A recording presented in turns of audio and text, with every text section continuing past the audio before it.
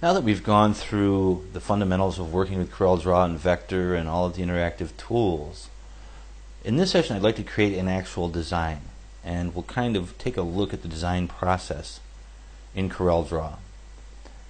In this session what I'm going to do is create a simple baseball design. So I'm going to go to my design base. I'll go to advanced tools here. I'll go to design base, and what I want to do is bring in a baseball art pack.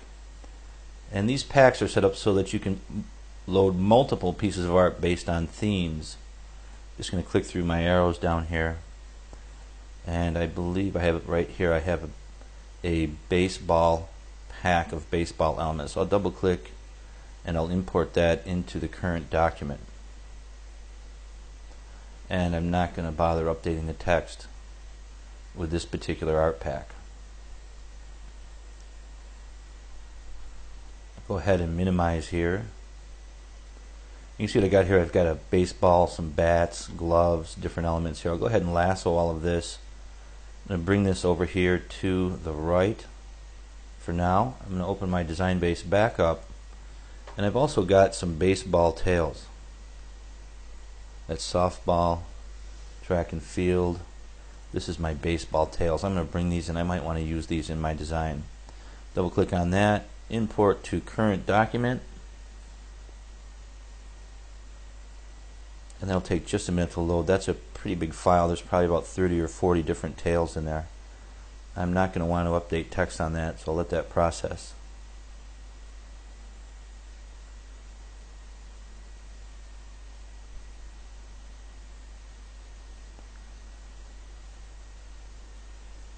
And now I've got those loaded. I'll go ahead and lasso these and bring these over to one side here on the right.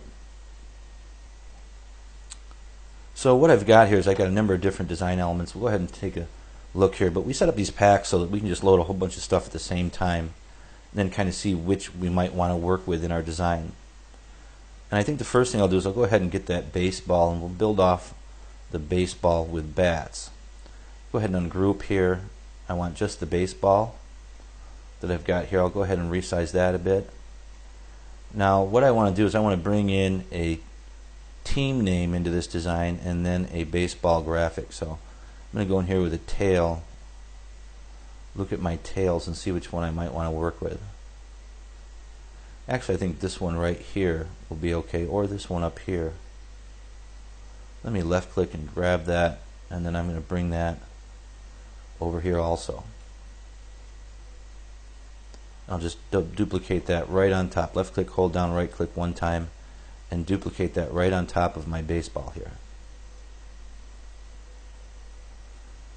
So I've brought in my effects and my elements, and I've got my tails here, and I've got the baseball set up in the background behind my tail. I might want to take a look at putting a bat in here, and I've got this black and white bat. I'll go ahead and duplicate that back. I usually like to duplicate these in case I do something. I still got them in my workspace. Go ahead and hold down Control, and I'll just constrain that till I get it right about there. While I'm rotating it, I'll bring that over here, and that's already behind my design because it was brought in first. I'm just going to click this one time with my left mouse button, and I'm just going to go ahead and duplicate this. So I was going to rotate it, but actually I'll just go ahead and duplicate it. Left click, hold down, right click one time. You see the plus symbol? Duplicate that, come up here and click on mirror so it's at the same angle as the bat on the other side. Right click that and order it back to page, or I can come up here and click, and that'll send that to the back of the page. Now these two bats, I want to hold down Shift, select these, and hit C so that they are centered. I'm going to group them, and then I'm going to go ahead and enlarge them. So left click here and make that a little bit bigger so you can see some of the bat down here beneath the baseball text. Right there. Now looking at this, it's a pretty standard setup of just a basic baseball logo with the baseball text, the bat, and the ball. And I'm going to want to start adding something to this design to make it look a little bit better. I might want to put a texture in my baseball text down here, something to make it pop a little bit more. I'm going to see what's behind here. I want to left click, hold down, see what we've got in the back. And we've got a black in the back of that. I'll hit Control Z, and I can take this here. First thing I want to do is come up here. There's obviously a power clip here. I want to go ahead and extract that. and then I'll delete whatever was extracted. This is now a power clip. It's in a frame, so I'm going to right click. I'm going to go up to frame type and I'm going to select none to get rid of that power clipped frame. Now let's see what we've got here. We've got this object, which is a gray on front of a black. I'm going to fill this with a white, just like that. And then what I'm going to do is I'm going to go to my advanced tools and I'm going to go to my Fashion Factory and I'm going to go to my textures and I'm going to look for a cracked texture that'll look fairly decent in this particular design. And I don't want anything too strong. I think I'll go with the dry dirt field. Let's double click on that. And actually I'll go ahead with this. I'm going to go and click on apply as transparency. So here I'm going to start working with a transparency effect on my design. Now the way this came in is it's quite dark, but actually that'll work, and I could actually fill this with different colors, but since this is a white, I probably want to go back to my outlines. This actually has an outline. I'm going to right click and take that outline off. There we go. And then I'm going to go ahead and just for a minute cut this so it's on my keyboard here, and I want to change this to a white. There we go. And I'm going to change this down here to a black outline. Now we've got quite a bit more depth. Now I'm going to go ahead and paste, and now I've got quite an effect in there. Now if I wanted to change the color, all I had to do is hold down Alt, select the object behind that, and give that a blue fill, and I can see how that looks with a blue, let's say a red. That's a little bit too magenta of a red, but anyway, you've got a nice effect in there. Left click, lasso everything, and group that. The next thing I want to do is I want to create some star effect to go up behind this to add some pop to this design, some stars that are just kind of fading in and out here. And the way I'm going to do that is I'm going to go first to my interactive star shape tool here. I'm going to create a perfect star, hold down Shift and Control from the center, as you can see there. Now this star, what I want to do is give it a really cool effect. I'm going to go ahead and right click here and then right click on the black to give myself a smaller outline. We'll fill that with a gray. And to give this some effect, the first thing I'm going to do is I'm going to go to my interactive extrude tool. I'm just going to left click, hold down until that's centered. Then I'm going to come up here and I'm going to give it a beveled effect. So I'm going to click use bevel, show bevel only. Now right now I've just taken what was a flat star and given it some depth. Now I can also come over here and we're going to give this some more depth with some color. I'm going to come up here to light number 2, click on that, and now we've got quite a bit of color in that star. So we've got some depth in our graphic, and you really want to pay attention to adding effects and depth.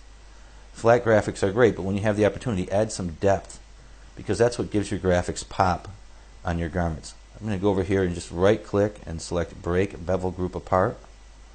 We'll go in here to the center, which is the original star is there, and then we've got the new one on top. I'm going to click ungroup all because I got a group there, and I want to get to this here and fill that with a white. And I want to lasso everything, and I'm just going to right click to take all of my outlines off. So all I've got is the shading around the outside here. I might want to make this a little bit darker depending on what my colors are. I'll hold down Alt and select the star behind, which was the star that we started with, and I'm going to give this an outline. So I'm going to go to my Object Properties Docker, and I'll just left click and that'll open. I'm going to come down here and give this, let's say, a 12-point outline. I'm going to round corners and end caps, and I would normally select behind, fill or scale with object, but what I'm actually going to do in this case, just so that I can be sure, is I'll simply go to Arrange, Convert Outline to Object, and I'm not going to be dealing with that. And I could fill this also with a red and then change these colors to lighter red to match what's going on with the ball, but I won't do with that at this point in time. Lasso everything, group it, there you see it. Now the next thing I want to do is I'm going to go ahead and get a circle, and with my circle I'm going to start from the middle of the ball and hold down Shift and Control so that I create a perfectly centered circle around there. Now I can see I probably want that to be a little bit bigger. Now here I've got an ellipse that I've set up, very simple. I'm going to go convert that to a curve. I'm going to go to my shape tool and I'm going to create a node here, double click. I'm going to right click on that and select break apart. And I'm going to do the same down right about here.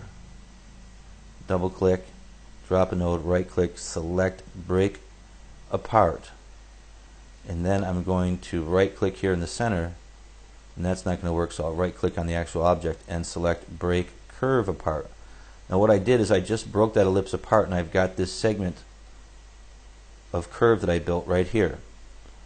I'm going to delete this segment. I'm going to take this star, I'm going to resize it right about to there, and then what I'm going to do is I'm going to take it and duplicate it up here. I'm going to make it a little bit smaller, not too much but just a bit, so it looks like we've got some depth going from a bigger to a smaller star. Go to my interactive blend tool, left click here, pull up into there. I'm going to change this from 20 to, let's say, 4 and hit enter and see how that looks. Maybe 3, and I'll have 5 stars in my effect. Now what I want to do is I'm going to go ahead and put this on a path. So what am I going to do? I'm going to select not my starting object or my ending object, but I'm going to select my actual blend, which is in the middle. Come up here to the properties bar, path properties, new path. I'm going to come over and click on this arch. You can see right there. Now what I'm going to do is I'm going to come over here. Let's see, we want to go to, here we go, blend along full path. As you can see there. Now that did that. Now the next thing I want to do, I'm going to go to my starting star down here at the bottom and rotate that just a bit. And you'll see how that has an effect. It starts to rotate up in here. And I can take this star and just change the size a little bit, make it even smaller, and rotate that this way. And now I've got some nice rotation of these stars. Now if I want to, I just selected my path, and I can make some edits with my path here to change the shape of that curve and the way in which these stars are being blended around my design with the blend tool. Right there. I might want to pull this out here just a little bit, make this just a little bit more dramatic, and then pull this off this way and play off the bottom or the handles of my bats. Or I could go ahead and lasso this node, make sure I've got this selected. See your cursor change, pull it down here a little bit more, and really start to change the way in which this effect is being applied, or this blend is being applied or set up in my design. And I kind of don't want this touching the ball, so I'll bring that up here like that. And I'm going to go ahead and bring this back up into here so that these are just forming or shaping in a little bit better. Now I'm working very slowly here for the sake of the tutorial, but we can see what we've done there. The next step is going to be right click on this and break blend group apart. And we've done that. And then we can go ahead and select our line segment from our ellipse and delete that. Lasso all of this here, group everything, then bring it over here to the other side. Got it selected, we did a duplication, left click, hold down, right click one time. Mirror that and bring this in across the other side of the ball. Go ahead and select both of these groups of objects. Hold down shift, click one, click the other, group, select our ball and hit the C key to center everything. And then what I'll do is just right click, order, in front of, and click on my ball. And it's not going to let me click the ball. I think I actually grouped the ball by accident because I had everything selected there. Did I? Yes, I did. Well, easy to undo that. Just come up here, click off, select here and here, make sure it's not the ball that's selected. No, it's not. Control Z, right click, order, in front of, and click on my ball. There we go. Now we've sent that to the back. So you can see how this just adds some depth and pop to the design with the stars. The next thing I might want to do is put in a name, a team name in this design. And if I want to resize these, I can. They might be a little bit too big in the balance of the design. And you're always working for balance. If something's too big, you can make it a little bit smaller. And I'm going to go ahead and select my text here and make that a little bit bigger. And I can skew this down a bit so it's not at quite an angle. And bring that in, say, right there. Maybe just a little bit smaller than that. And what I'm looking for is balance in my design, and I also want my baseball text to really stand out. The next thing I'll probably want to do is just bring in a team name up here across the top. Very simple. Go back to my ellipse tool again, start from the center of my bow, hold down Shift and Control and go out. And I've got that circle just about where I want it because I created it from the center. Come up here across the stars, and let's say we've got our team name would be, I'll just type in team name. Right there, all caps. I'll come up here and select Freshman for a font. Corel will take just a minute to load all of my fonts. Go ahead and select Freshman. There, then I'll just right click and drag this over here, and as soon as you see the cursor change to crosshairs, you can release that and select Fit Text to Path, and there I have my team name set up at the top of my graphic. Now I can look at this and I'm thinking, well, maybe I want this text to be stretched out a little bit more. Go to my shape tool, left click, hold down and drag, and there is team name. Go ahead and right click here and actually right click on the ellipse because we want to break this apart. So I'm going to right click and just select cut, and that'll just delete. You could select delete also, but that'll just delete that. Fill that with a white. Now I know this is going to be fine, so I'm going to go ahead and convert this to curves. Right click, convert to curves. I'm going to give my text an outline of, let's say, 8 points. I'm going to give my text a fill of white. I'm going to come down here behind fill, scale with object, rounded corners and end caps. And then I can bring this right down in here just a bit. So I've got a team name set up, and I'm looking at that and I'm thinking, well, I want to bring that out. It's kind of filled with white and it doesn't really have a lot going on with it.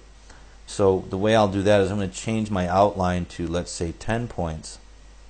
Copy that, paste that, fill that with a black, change my outline, right click to white, and then I'm going to go ahead and give that, say, a 4-point white outline. And then I could actually go ahead and fill this also with a red, just to bring it out more in my design. Now you can see how we've been building this design out, and the next thing I probably want to do maybe is add a starburst here. So in that case I would go to my shape tools and I would go to the polygon tool right here. Once again, here in the center, click off, and I'll just hold down Shift and Control and create that from the center of the ball. Change that to, say, 25 sides and points. Hit enter. That will change. Get my shape tool, just select one of these nodes, hold down Control to constrain, and I'll just pull that shape out and create a starburst. I'll fill that with a gray, and I'll go ahead and come up here in the properties bar and send that to the back of the page. And there's my starburst. Now if I want to give that more points, I could come up here and let's say go to 40 and hit enter. Resize this a little bit. Now you can see when I'm resizing, I'm going down to the left hand corner. I'll hit Control Z and let's take a look at this. I want to resize to the center, so I'm going to hold down Shift. You'll see that my cursor will change. That means I'm going to center or resize to the center. And that's more than what I wanted right there. And maybe I want to fill that with a red also. Or maybe fill that with a blue. Or a black. As we can see there. I might want to take and add a texture to this also. I want to see what's behind that, so I'll just left click and move that. That's a white in the background. I'll hit Control Z, and what I'll do is fill this with, I'm going to copy this, fill the background with white. I'm going to paste. I'm going to take off the outline and fill that with a black. Now I should be working with Pantones, but I'll do my conversions with simple steps. I'm going to go to my Fashion Factory, and I'm going to take the same texture that I used on the other one there. I'll go with the second one here, number 2. Double click on that, preview it, apply as transparency. And now I've got a transparency in here, but I can see that there's too much being knocked out here. So I want to come down here to my interactive tools, go to the transparency tool, and simply change my starting and ending points for that effect. And now that's set up in there, and we'll fill that with, let's say, a red. So I've got some distress going on in here with this part of the design also. I'll take that, and I'm actually going to go back to my transparency tool because I want to make sure that if I scale this, transform, fill with object, select OK. I want to do the same thing down here. Transform, fill with object, select OK. Now what happened there? I'm going to hit Control Z. That was grouped. That's why. So I want to ungroup that, and because the only place I have the transparency applied is here, I'm going to hit Control Z. I just applied that to the whole group, and it kind of didn't like that because the other objects didn't have a transparency applied to them. Now that I've got just that selected and not the whole group, I can go back to my transparency, click here, transform, fill with object, click OK. There we go. So there's my basic design setup. I've got my print area here set up for 13 by 19, and I'd be ready to go ahead and set up my separations and output. Next thing I'd obviously want to do is get a comp to my client. Go ahead and bring this over to one side. I'm going to go ahead and group everything here. I'm going to duplicate this over here. I'm going to go to my design base. I'm going to go to my comps, and I'll come down through here and get a male comp, and I think we'll do this as a full back, and I'll go with this one here. So I'm going to go ahead, I've got this selected, I'm going to go full back comp, bring that in, minimize that, and you can see how much better the design actually looks once it's on a garment. It really changes the way in which customers are going to view your designs, because once they see them on an actual garment, go ahead and hold down Alt here, change this to, let's say, a gray, and I'd be ready to send this to a client or create some marketing material with it. I didn't want to select that. I'll hit Control Z. I'll go ahead and lasso here from the bottom and just center that up in the design. Now once I've done this, as far as setting up my design is concerned, I can start to create alternates for my clients. So let's say we've got one here with a gray. I'll go in here, move this over. I can go ahead and say, well, this is, I want to ungroup this, show the client what this looks like with a blue, and we've got the red on top there. Control Z. Is this? That's the white. That's why I'm going to hold down Alt and change the blue and the text behind that. Change that to a blue. Change this to a blue. Change the garment to, say, a white. Like that. Very easy to set up. Very professional comps to send out to your clients for review. Or I could put this on a model comp or something like that. Let's take a look at that also. I want to go back to my design base, and I want to go to Art. I want to go to Marketing Tools, and I want to scroll down here to Comps, and I'll go ahead and bring this comp in. Double click. I have to open this in a new document because it's so big. Go ahead and select everything here. Control C. Go ahead and minimize that. Go back to my training page here and hit Control V. Bring this over, and we can make it look like we've got a young man getting quite a bit of attention because of the quality of his t-shirt. And this here is my shading, so I would just bring this over and put that right there. I could leave it on top of the shading if I wanted to, or I could put it behind it. Go ahead and hold down Shift while I scale this onto the center of that shirt there, and I could go here, hold down Alt. I've got my blue selected, and I know that that's a monochrome. I'm going to right click here and change that to, let's say, a red. Now I've got a young man with a red t-shirt with a design on it. Or we could change that to, say, an orange or a white, depending on how you want to set up your comps and your marketing material for your clients. So go ahead and wrap here, and we've gone through a couple of different things, but you really want to think about when you're designing, how can you use your interactive tools and interactive effects to make your designs better. And we did that working to some degree with the extrude tool and the blend tool, and then some transparencies applied as effect on this very simple baseball design. And also we worked with our polygon tool to create the starburst in the background. So go ahead and wrap here, and we'll see you in our next video session.